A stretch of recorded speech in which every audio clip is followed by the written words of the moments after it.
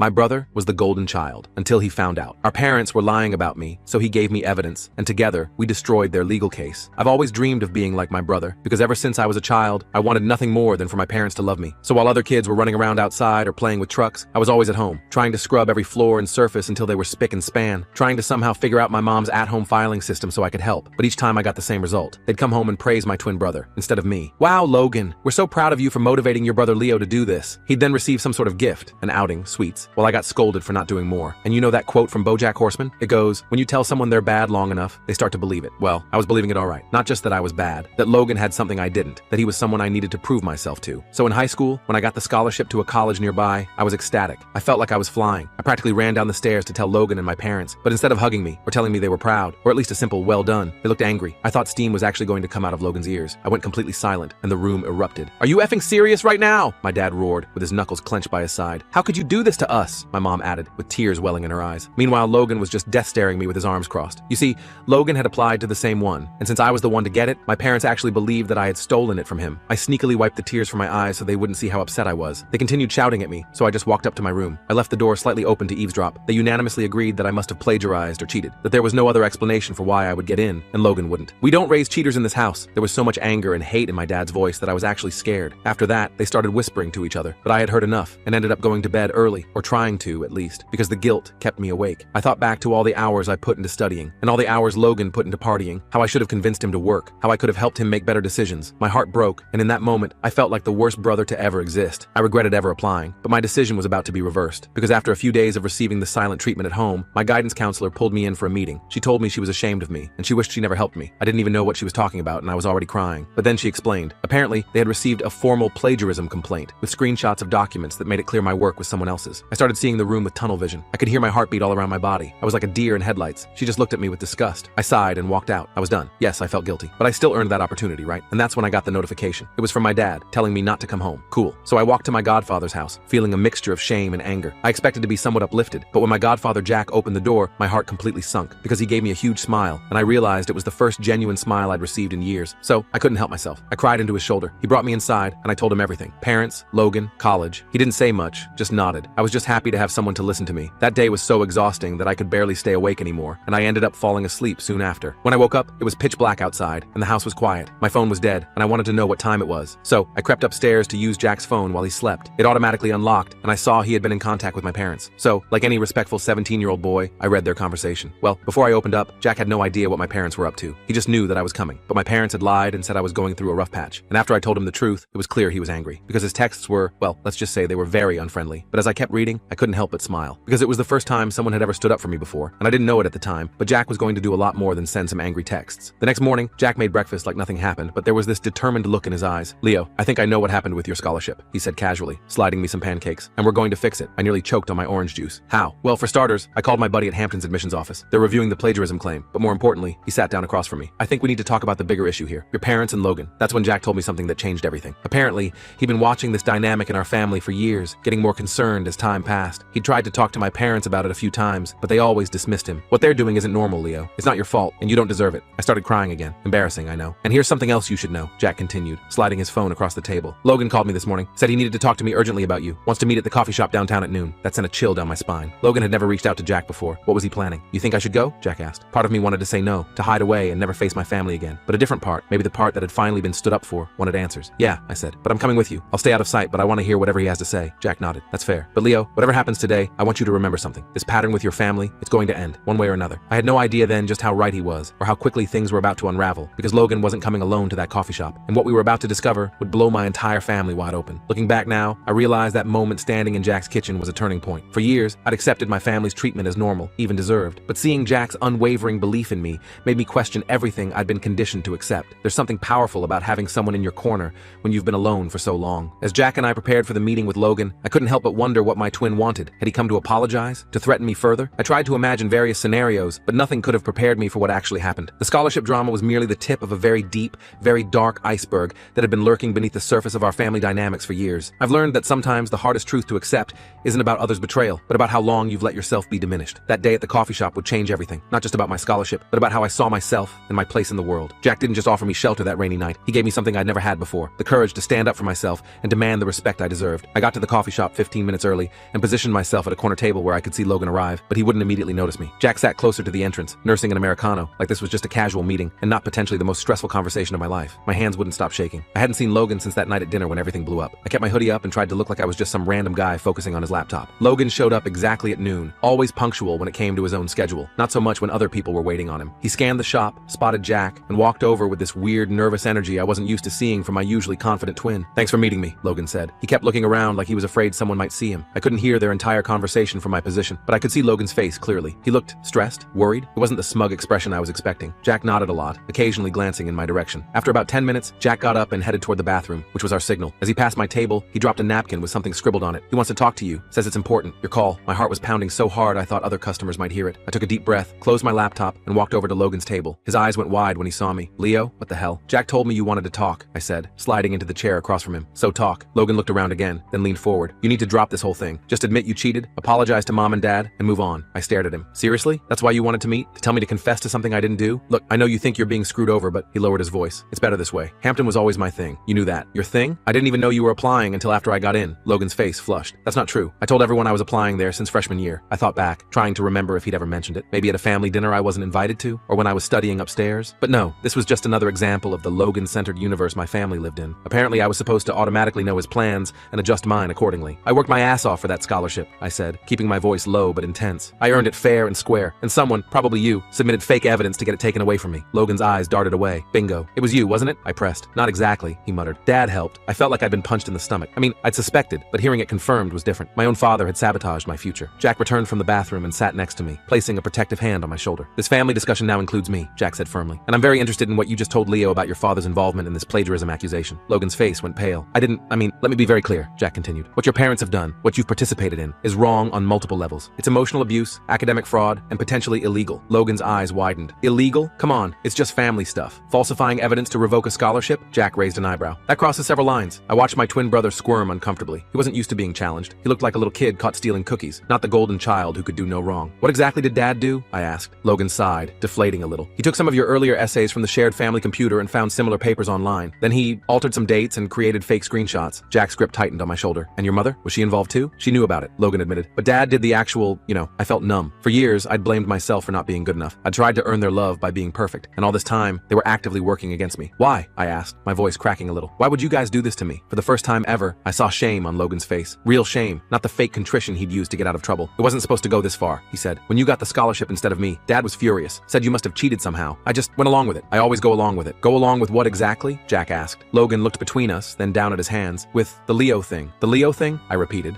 He mumbled. "The way they treat you differently." Jack leaned forward. "Logan, I need you to be completely honest right now. Has this pattern of favoritism and sabotage been going on your whole lives?" Logan nodded slowly. "Since we were little. I don't even know why it started. At first I thought it was cool getting extra stuff, but then it got weird." "Weird how?" I asked. "Like, they'd make me report back on what you were doing. If you were studying too much or getting good grades, they'd find ways to distract you, give you extra chores, hide your homework sometimes." Each word was like a knife. All those times I couldn't find my textbook. All those sudden urgent cleaning tasks right before exams. It hadn't been bad luck or my own disorganization. "They'd reward me for getting better grades than you," Logan continued, not meeting my eyes. "But if you outperformed me, they'd punish you for making me look bad." "Jesus Christ," Jack muttered. "I didn't understand it when we were kids," Logan said. "But around middle school I figured it out. By then it was just the way things were." "And you never thought to, I don't know, tell me?" I asked, anger finally cutting through the shock. "I tried once," Logan said. "When we were 14, I told Mom it wasn't fair how they treated you. She got really upset, said I was being ungrateful, that they were just preparing us for the real world." "Preparing us how?" I demanded. Logan looked genuinely confused. "Something about how there can only be one winner in life. That's why they were training me to succeed and you to not." Jack made a disgusted noise. "That's seriously messed up. Why are you telling me this now?" I asked Logan. "After all these years of watching them tear me down, why the sudden attack of conscience?" He shifted uncomfortably. "This scholarship thing crossed a line when they kicked you out. I didn't know they were going to do that. And then when I heard you were staying with Jack, Dad and Mom started saying really weird stuff about how you were dead to the family and how we needed to cut out the cancer." The casual way he repeated those words sent a chill through me. "They're talking about disowning me permanently," I realized aloud. Logan nodded. "They're meeting with a lawyer tomorrow about removing you from the will and stuff. Mom's even talking about legally changing my last name to her maiden name so we don't share anything anymore. This is unhinged," Jack said, pulling out his phone. "I'm documenting everything you're saying." "No!" Logan looked panicked. "You can't tell them I told you?" They'll what?" I asked. "Treat you like they treat me?" His silence was answer enough. Jack put his phone down. "Logan, I understand you're scared, but you need to understand what's happening here is deeply wrong. Your parents have been psychologically abusing Leo his entire life, and they've manipulated you into being part of it." Logan's eyes welled up. "I know. I'm sorry. I wanted to be furious with him. Part of me was. But seeing him finally face the truth, I mostly felt sad. He'd been a pawn too, just in a different way." "So what now?" I asked Jack. "Now we fix this," Jack said firmly. "Starting with your scholarship." "How?" Logan asked. "Dad already sent the fake evidence." Jack smiled grimly. "I have a friend in Hampton Hampton's admissions office, remember? And unlike your father, I understand digital forensics. Those altered documents won't stand up to serious scrutiny. For the first time in days, I felt a flicker of hope. What about me? Logan asked quietly. I can't go back home and pretend this conversation never happened. Jack and I exchanged looks. Despite everything, he was still my twin. You can stay with me too, Jack offered. I have another spare room. Logan looked genuinely surprised. Why would you help me after what I did? Because unlike your parents, I don't believe in throwing kids away, Jack said simply. We left the coffee shop with a tentative plan. Jack would contact Hampton College to contest the plagiarism accusation. I would stay with Jack indefinitely, and Logan would go home to collect some essentials, make an excuse about staying at a friend's house for a school project, and then join us at Jack's later that night. I wasn't sure if I could trust Logan completely yet, but something had shifted between us. For the first time, we were on the same side against our parents' twisted game. Back at Jack's place, I helped prepare the second guest room for Logan while Jack made some calls. I couldn't hear everything, but phrases like pattern of emotional abuse and legal documentation made it clear he wasn't just focusing on the scholarship issue. Around 8 p.m.,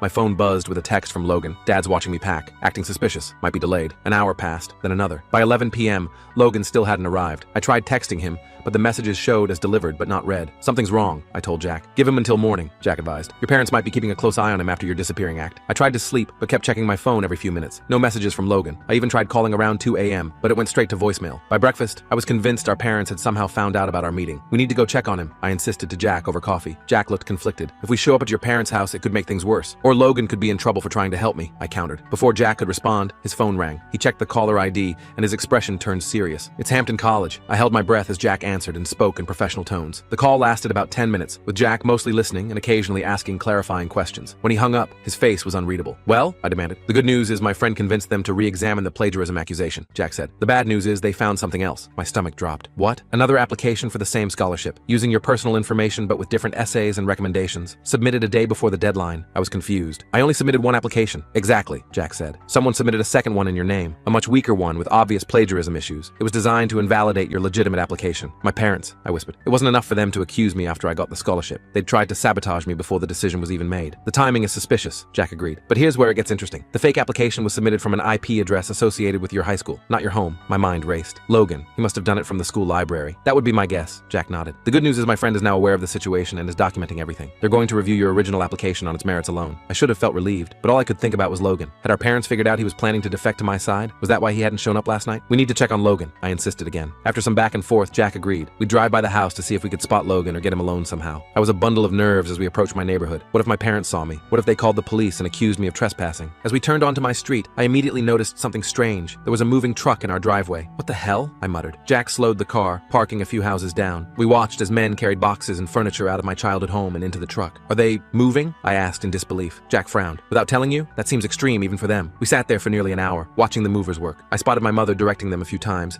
pointing at various items. My father appeared briefly, carrying some files to their car, but no sign of Logan. Finally, I couldn't take it anymore. I'm going over there. Jack grabbed my arm. Wait, Leo, think this through. They're literally moving away without telling me. I was nearly shouting. And Logan's still not answering his phone. Something is seriously wrong. Before Jack could stop me, I jumped out of the car and jogged toward my house. My mother saw me first. Her face went through several emotions rapidly. Surprise, anger, and then something like fear. What are you doing here? She hissed, grabbing my arm and pulling me around the side of the house, away from the movers. Where's Logan? I demanded. None of your business. You're not part of this family anymore. The casual cruelty still had the power to hurt, even after everything I now knew. So you're just moving without telling me? Where am I supposed to go? All my stuff is in there. We packed your essential items, she said coldly. Jack can pick them up next week from our lawyer. Where's Logan? I repeated. Something flickered across her face. He's staying with a friend until we get settled in the new house. I didn't believe her for a second. Which friend? That's not your concern. She looked over my shoulder. I see you've turned Jack against us too, always playing the victim. Jack had followed me and now stood a few feet away, arms crossed. Barbara, we need to talk about what you and Robert have done. My mother's face hardened. There's nothing to discuss. Leo made his choices. Like working hard and earning a scholarship? Jack asked with barely controlled anger. Or did you mean existing in a household that systematically undermined and abused him since childhood? My mother actually laughed,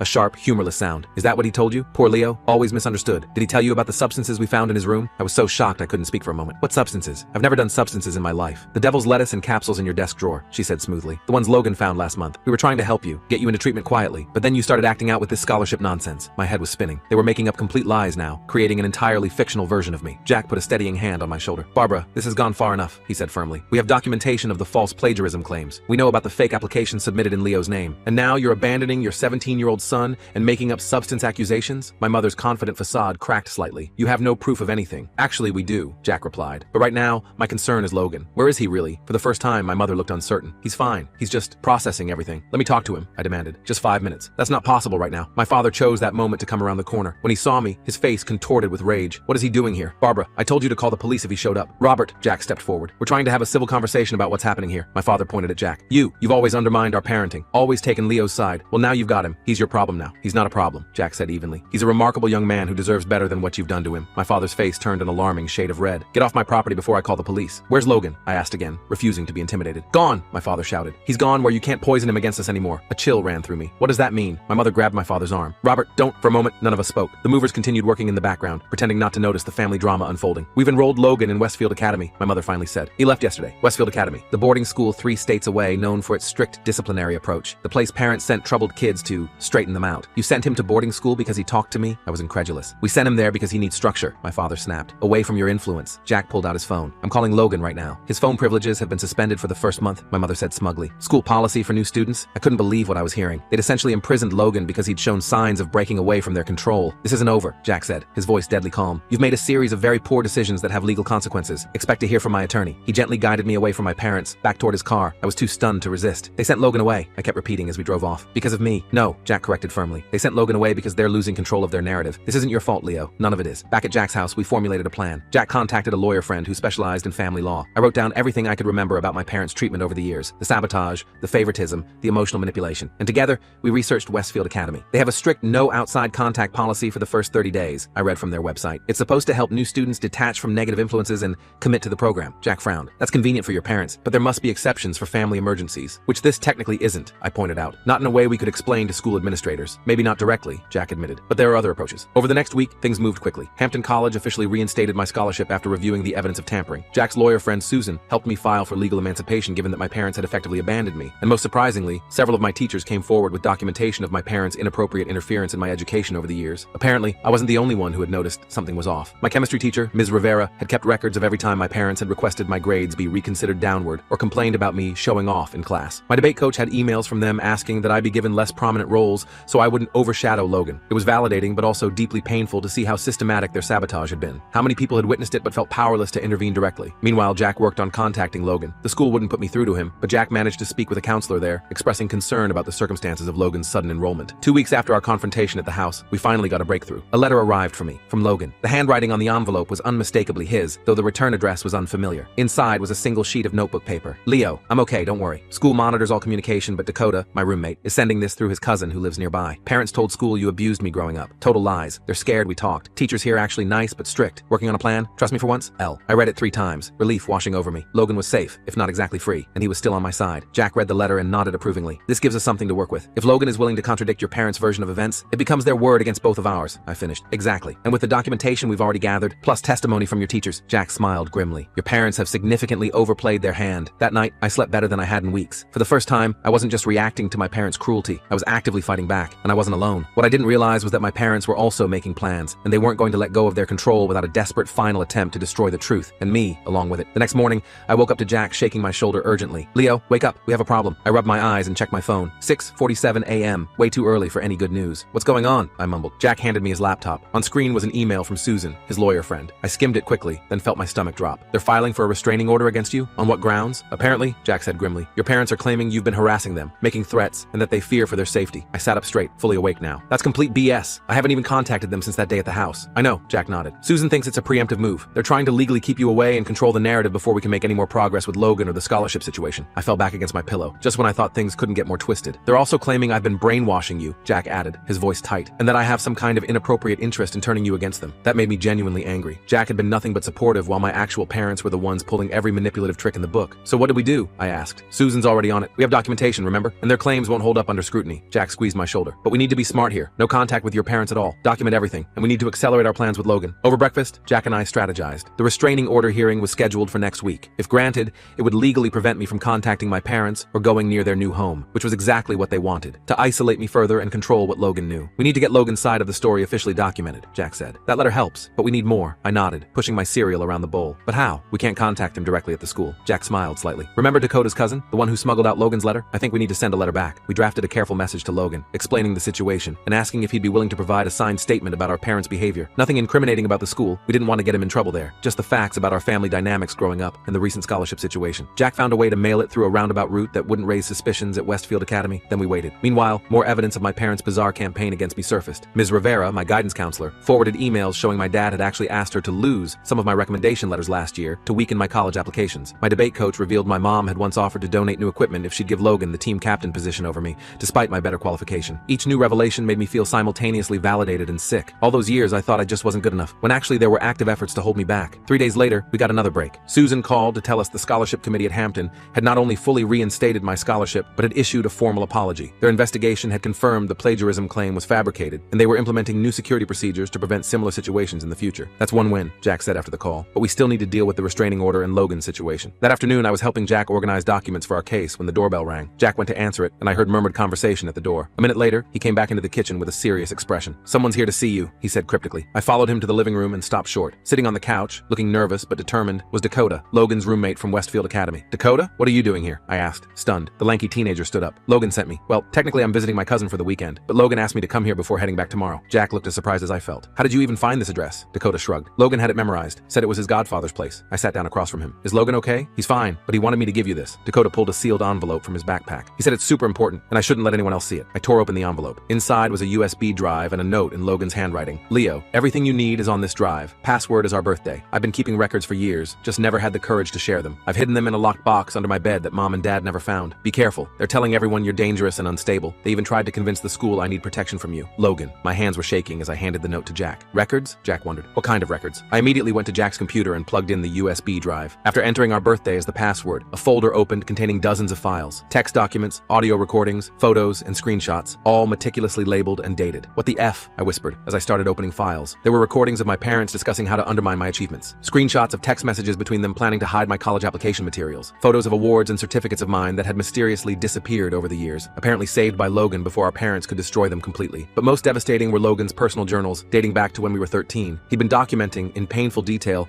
the pattern of favoritism and manipulation. How our parents would praise him in front of me while criticizing me behind closed doors. How they'd purposely set us against each other, rewarding Logan for outperforming me and punishing me for outshining him. I didn't want to believe it was intentional for a long time, Logan had written when we were 15. But today, I heard Dad tell Mom they needed to keep Leo in his place because families need a hierarchy. When Mom worried it might hurt Leo's feelings, Dad said, "Better he learns his place now than thinks he deserves more than he's worth later. I feel sick about it, but don't know what to do." Jack read over my shoulder, his face growing darker with each new file. "This is extensive," he said quietly. "Logan's been documenting this for years. Why didn't he ever tell me?" I asked, feeling a complicated mix of gratitude and betrayal. Dakota, who had been quietly waiting in the living room, spoke up. "He tried to explain it to me, said he was afraid of losing the only good thing in his life, your parents' approval. By the time he realized how messed up it was, he felt too guilty to come clean." Jack turned to Dakota. "Would you be willing to tell a judge what you've seen and heard at school? About Logan's situation and what his parents have said?" Dakota hesitated. "I could get in trouble for leaving campus without proper permission." "We can work around that," Jack assured him. "Your cousin's visit is legitimate, right? We just need your statement, not for you to appear in court right now." After some discussion, Dakota agreed to provide a written statement. He confirmed that Logan had arrived at Westfield abruptly,